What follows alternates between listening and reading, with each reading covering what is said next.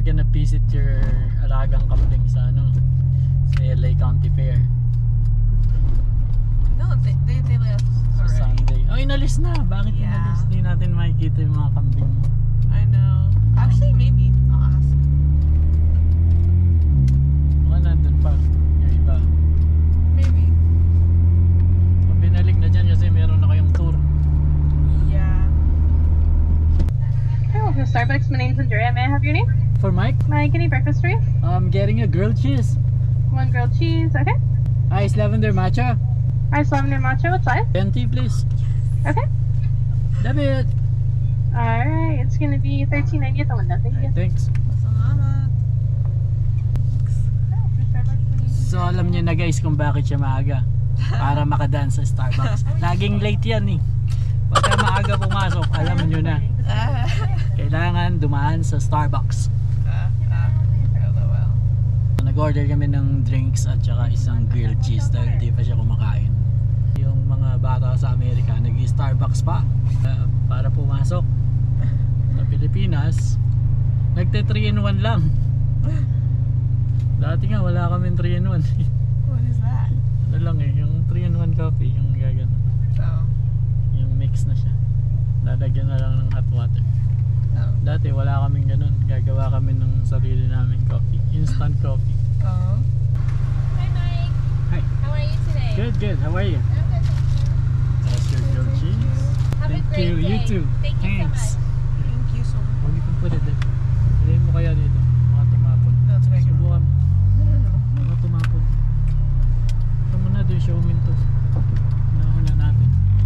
Baka mo muna. Ito po ang kabayaran sa pagpasok dyan ng maaga. Kailangan meron siyang matcha at grilled cheese. Kasi hindi pa siya kumakain. Hindi siya kumakain sa umaga. Hindi din yata siya kumain kagabi. Kasi walang pagkain daw. Natulog na lang. So ngayon kakain siya. Susunod na kain niya mamaya pa pag sinundo ko pa siya. 6 PM ka ba uwi? Wait, I don't know. Or 4? Because my friend, because they have a meeting for the dual enrollment classes next year, and I'm taking dual enrollment. So after that, me and my friend might go to Wingstop. Oh, may pambili ka. Yeah.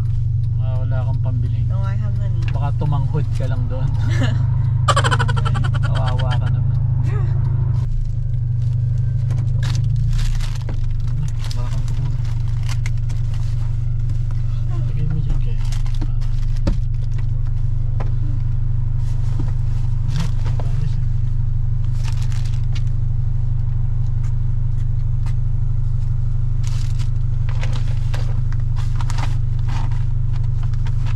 Bye! Thank you. What time? Hindi mo pa alam? I don't know. I'll text you. Okay. Okay, bye. Bye. Yun na, naibaba na natin si Bunso. Maaga sila ngayon kasi meron silang mga tinutour na elementary mga bata. Tinutour nila sa farm. Meron pa tayong isa na susunduin.